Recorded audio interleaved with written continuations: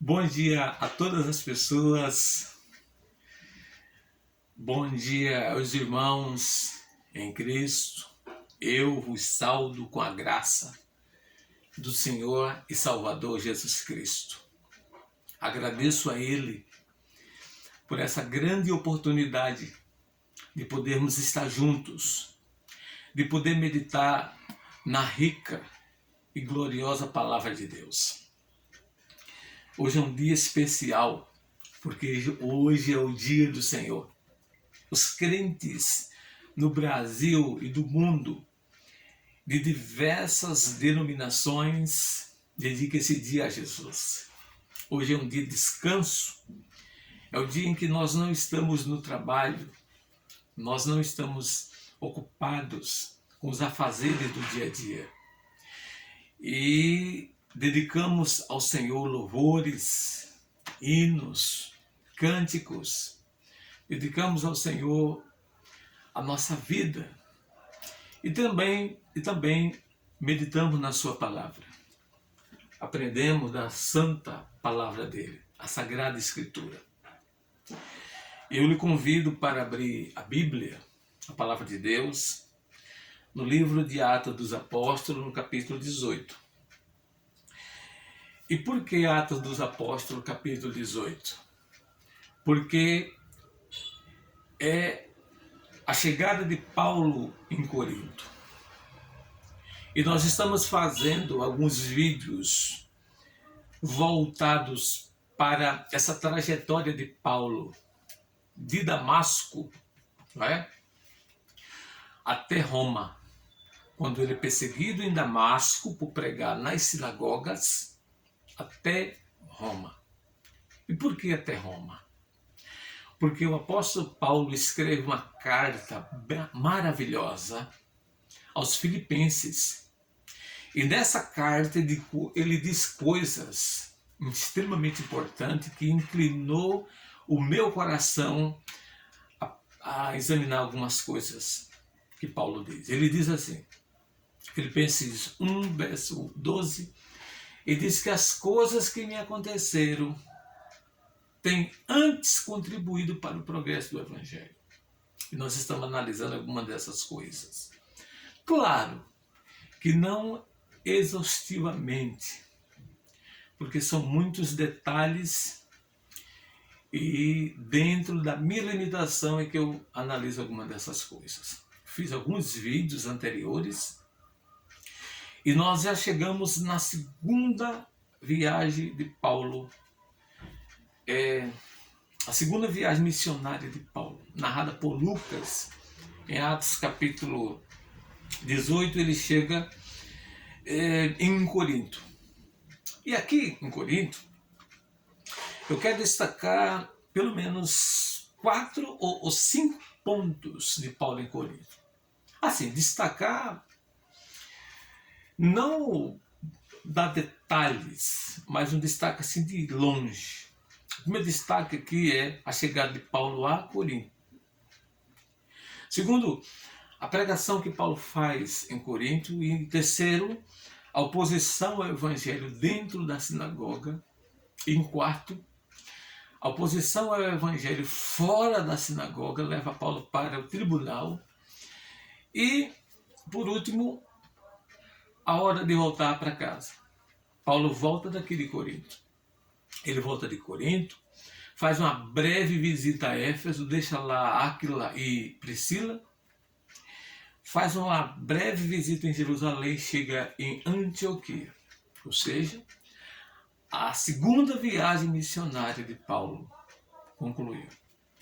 É hora de voltar para casa. Ele está em Corinto. Mas eu queria destacar essas coisas aqui agora. E aqui em Corinto, irmãos, pensando na trajetória dele, lá de Atos 9 até Roma, aqui em Corinto, Paulo é chamado de impostor. Ele é chamado de embusteiro. Um pregador do evangelho é chamado de impostor, o apóstolo Paulo.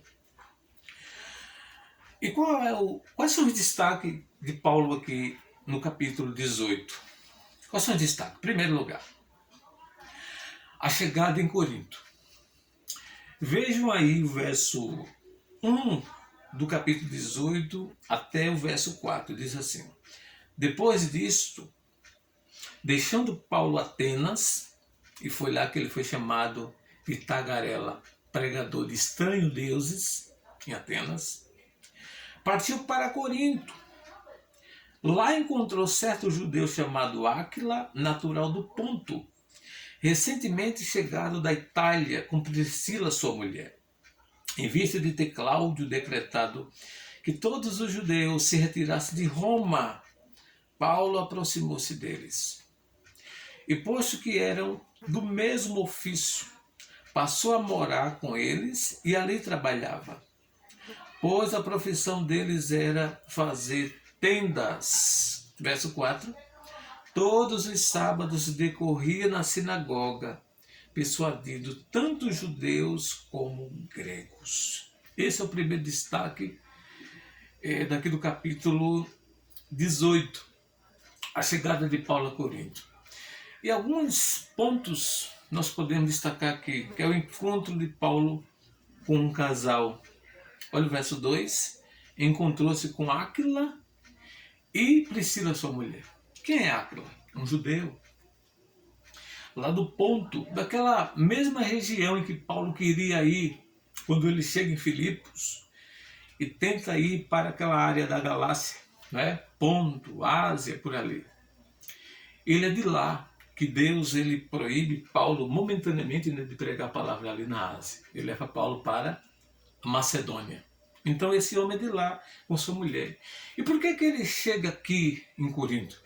Porque Cláudio, o imperador, decretou que todos os judeus saíssem de Roma. E alguns estudiosos vão dizer pela causa de um chamado Cresto, né? E dá para entender que é Cristo. Então Cláudio decide, todos os judeus têm que sair de Roma, e expulsa esses judeus lá de Roma, e um deles aqui é Priscila, a esposa de Áquila. E Paulo se aproxima deles aqui, encontra um casal maravilhoso, temente a Deus. É bem provável que aqui há a troca de informações, tanto de Priscila e Áquila, como de Paulo, e a informação de Paulo aqui é sobre o Evangelho de Cristo. Sobre o Evangelho de Cristo. Agora, aqui é um detalhe também importante. Paulo mora com esse casal e trabalha com esse casal. Olha o verso 3. E posto que era do mesmo ofício, passou a morar com eles e ali trabalhava, pois a profissão deles era fazer tendas. Percebe-se aqui duas coisas nesse verso 3. Paulo vai morar com esse casal e Paulo trabalha com esse casal. Agora, a questão é por que Paulo vai trabalhar aqui em Corinto? Primeiro, porque ele tem necessidade, obviamente. Ele não vai morrer de fome. Há uma necessidade, ele vai trabalhar. Segundo lugar, porque parece que a igreja de Corinto, que até então aqui não é formada, ela não deu o salário ao apóstolo Paulo. Ele tem que trabalhar. Ele tem que trabalhar. E a essa altura, Paulo vai sobreviver da generosidade da igreja de Filipos. Se a gente vê aqui em Filipenses capítulo 4, veja Filipenses 4, mostra claramente que essa igreja de Filipos, ela patrocinou diretamente o apóstolo Paulo. Olha o verso 14, capítulo 4, verso 15. E sabeis também vós, ó Filipenses, que no início do Evangelho, quando parti da Macedônia, nenhuma igreja se associou comigo no tocante a dar e receber, senão unicamente vós outros. Então a igreja de Filipenses foi a única igreja que se interessou e patrocinou a vida do apóstolo Paulo. Deu a ele o sustento necessário para que ele prosseguisse na pregação do Evangelho. Então Paulo aqui sobrevive das doações da igreja de Filipos. E a carta que ele escreve aos Coríntios, 2 de Coríntios, no capítulo 11, mostra claramente que foi essa igreja de Filipos, ou as igrejas da Macedônia, que deu ao apóstolo Paulo sustento para que ele pregasse o evangelho. Olha o capítulo 11, verso 8. Despojei outras igrejas, Paulo está dizendo aos irmãos de Corinto, recebendo salário para vos poder servir. No verso 9 diz assim, e estando entre vós, ao passar privações, olha aí, passar privações, não me fiz pesado a ninguém, pois os irmãos, quando vieram da Macedônia, supriram o que faltava, e em tudo me guardei, e me guardarei de vos ser pesado. Então, os irmãos, que é Timóteo e Silas, quando vieram da Macedônia, trouxeram suprimento para Paulo poder continuar o seu trabalho na cidade de Corinto, capital da Acaia. Então, aqui é muito destacado, né, essa questão de Paulo encontrar esse casal, morar com esse casal, trabalhar com esse casal. Mas há um terceiro ponto de destaque aqui, volta em Atos, estou falando 1 Coríntios, Atos capítulo 18, que é frequentarem a igreja, a sinagoga juntos. Então, primeiro, Paulo encontra-se com eles. Segundo, mora e trabalha com eles. Terceiro, frequentam a sinagoga juntos. Capítulo 18, verso 4 diz assim, e todos os sábados, decorria na sinagoga. Aqui é bem, Lucas não mostra eles aqui juntos, mas é provável que eles estejam juntos. Todos os sábados decorria na sinagoga, persuadindo tanto judeus como gregos. E a persuasão de Paulo aqui não tem nada a ver com uma sabedoria humana dele próprio. A persuasão aqui é mediante o evangelho. Porque se você vê em 1 de Coríntios capítulo 2, Paulo vai dizer assim, 1 Coríntios 2, o verso 1 diz assim, eu, irmãos, quando fui ter convosco, anunciando-vos o testemunho de Deus, não fiz com ostentação de linguagem ou de sabedoria. Ele poderia fazer isso? Poderia.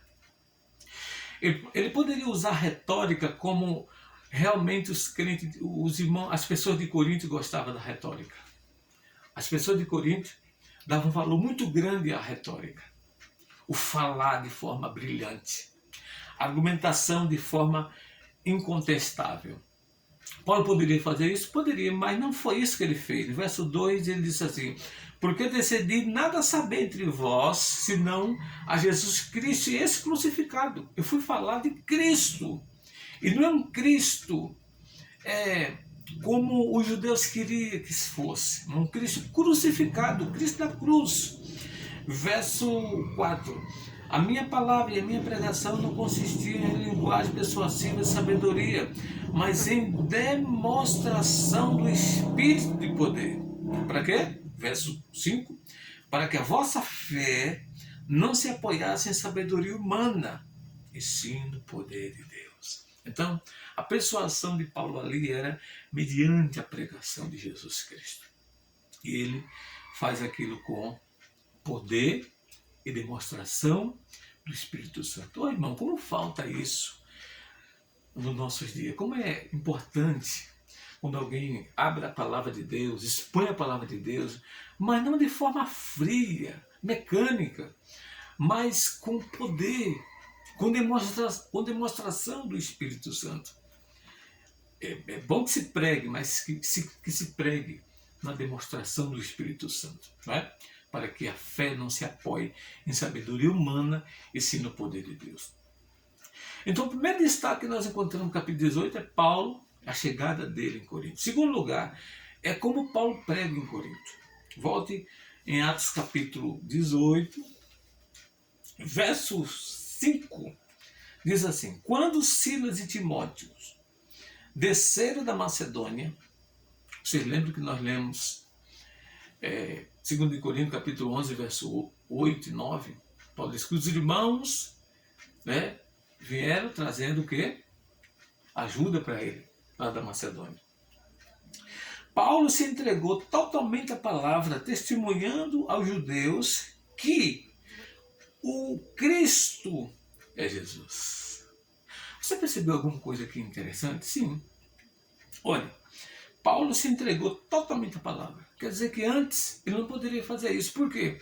Porque ele dividiu a pregação com o trabalho. Trabalhava e pregava. Não é fácil fazer isso. Porque fica um ministério dividido.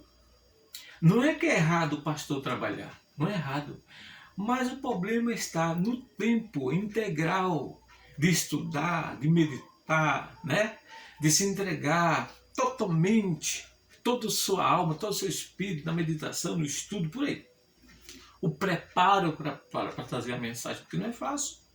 Quem trabalha e prega sabe da dificuldade que é. Então Paulo agora se entrega totalmente à palavra de Deus, porque não vai mais trabalhar. E por quê? Porque os irmãos supriram a necessidade dele. Ah, irmão, como é bom quando um pastor encontra alguém que patrocina as suas necessidades para que ele se entregue totalmente à palavra de Deus. A pregação. Fazer hoje uma pregação expositiva não é fácil. O pastor tem que trabalhar. É trabalho árduo. É trabalho duro. Você estudar, se dedicar, comprar livros, comprar comentários, para fazer uma boa exegese e trazer aquilo que a palavra de Deus é para o seu povo. Trazer o pão da vida e não a palha. Trazer o pão da vida e não a palha. Então Paulo agora se entrega totalmente à palavra de Deus, porque Silas e Timóteo chegaram e trouxeram ofertas. Trouxeram suprimento das igrejas macedônias. Trouxeram para que Paulo tivesse suporte. E agora ele prega. Ele agora está totalmente entregue à palavra de Deus. Como isso é bom.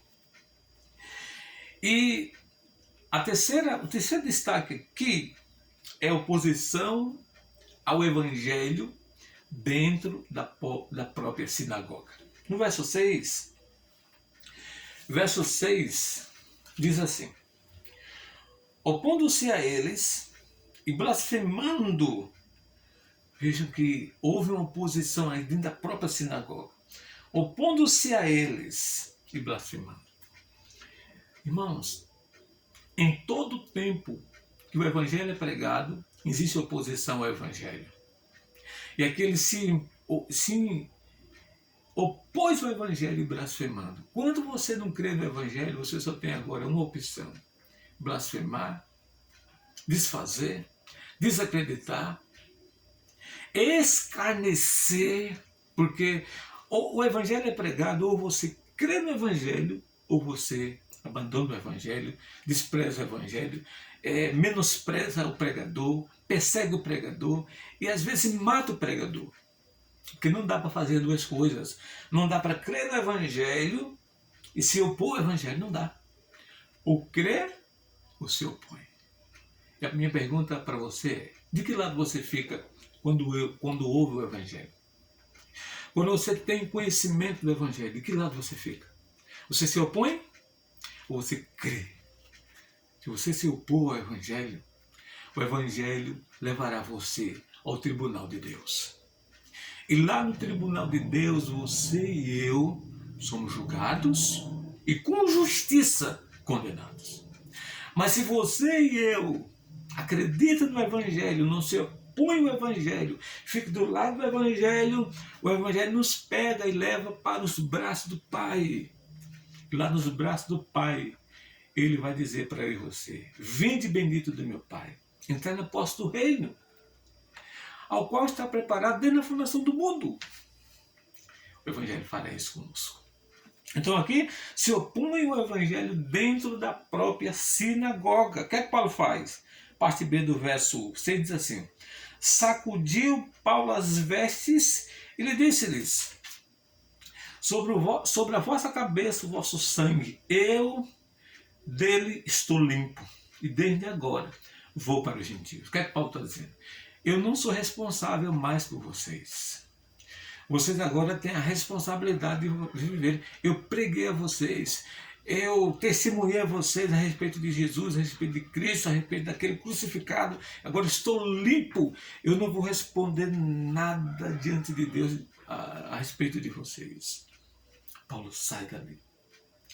Diz no verso 7 que ele sai da sinagoga, entra na casa de um homem que morava vizinho à sinagoga.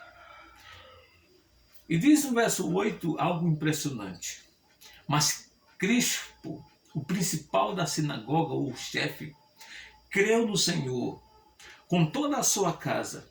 Também muitos dos coríntios, ouvindo, creram e eram batizados. Maravilha isso aqui.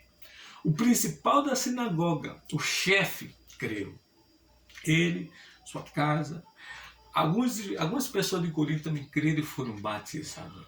E Paulo está na casa desse homem e algo acontece que me chama a atenção. O que é? É que Paulo, durante a noite, tem uma visão. E nessa visão, irmãos, é interessante. Olha o verso 9.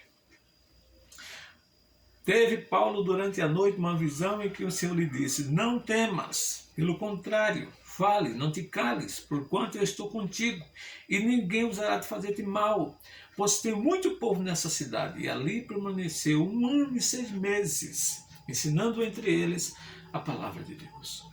Interessante aqui. Por que é interessante? Porque durante a noite Deus apareceu a Paulo. Isso aqui mostra que ele não está sozinho.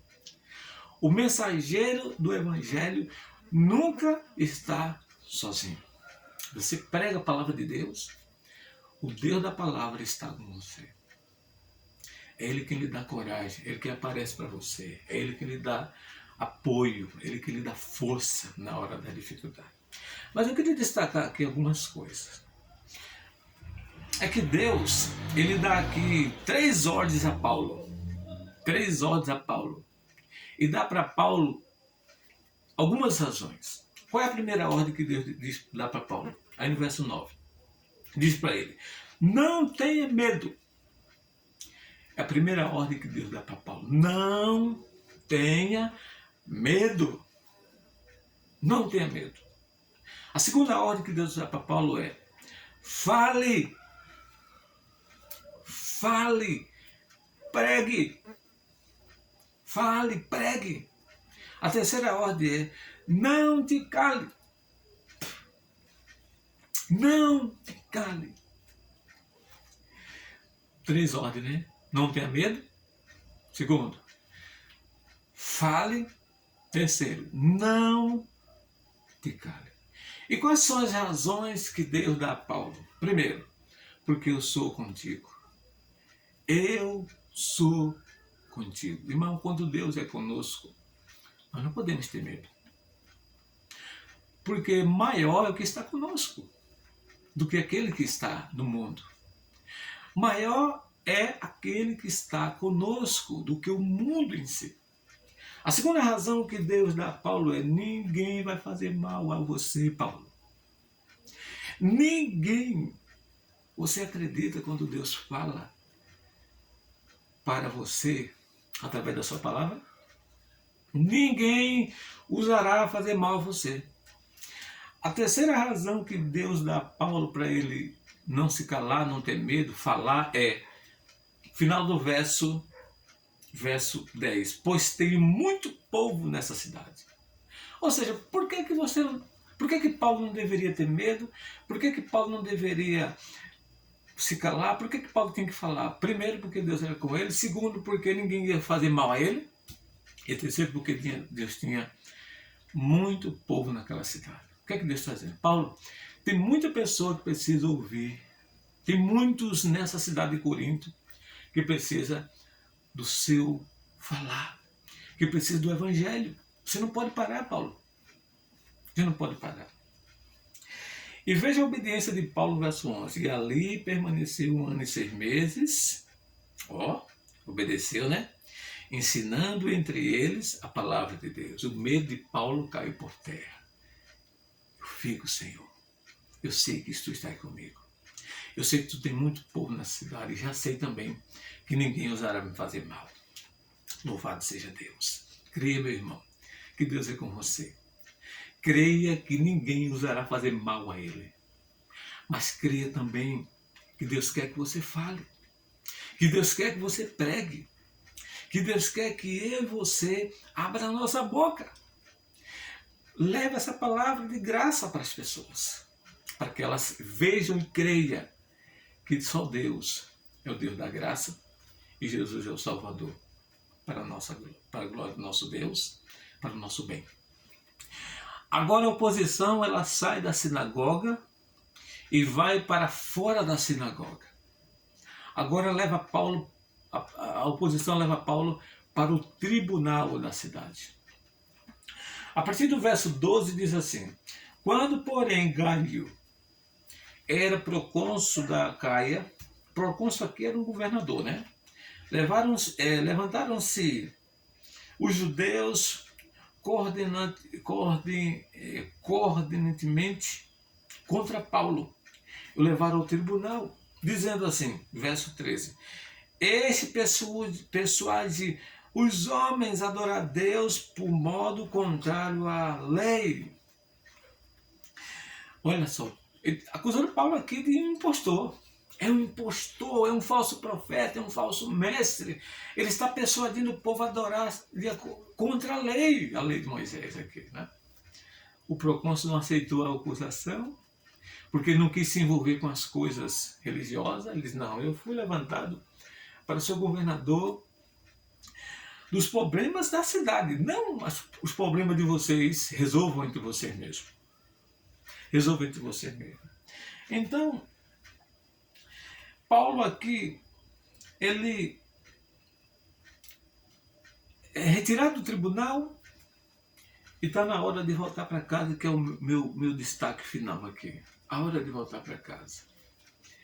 E na volta para casa, irmãos, diz a palavra que, ele diz a palavra verso 18, mas Paulo, havendo permanecido ali ainda muitos dias,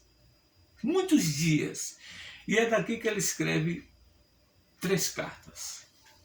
Esses muitos dias que Paulo fica em Corinto, leva a entender, os estudiosos vão dizer que ele escreve 3 cartas. Ele escreve a carta aos Gálatas, uma belíssima carta, um tratado teológico profundo na defesa do Evangelho, na defesa contra os legalistas da lei, e 2 cartas escatológicas, que é a carta de 1ª e 2ª Tessalonicenses.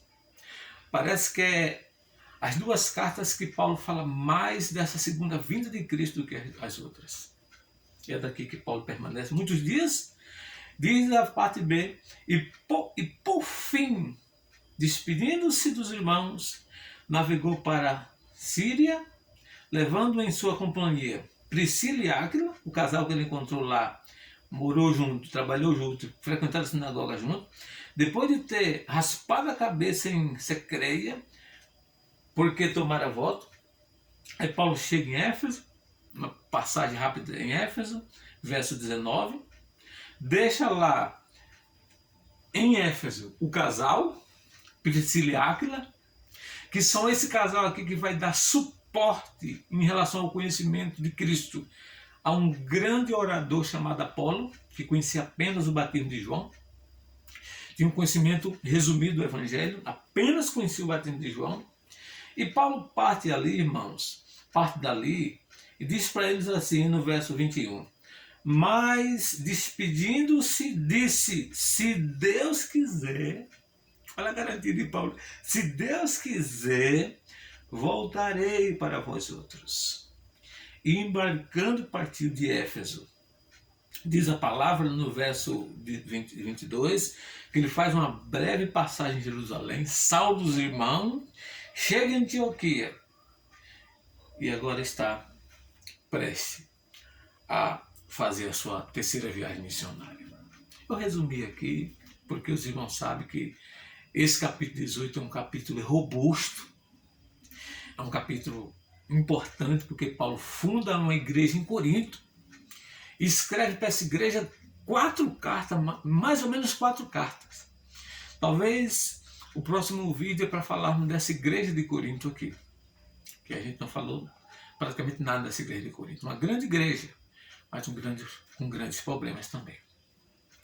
Então, amados irmãos, o objetivo de tudo isso aqui é tirarmos lições, é aprendermos com essas coisas que Paulo diz, para que a gente também não retroceda, para que a gente também valorize o que é o Evangelho, para que a gente também faça com que o Evangelho tenha progresso.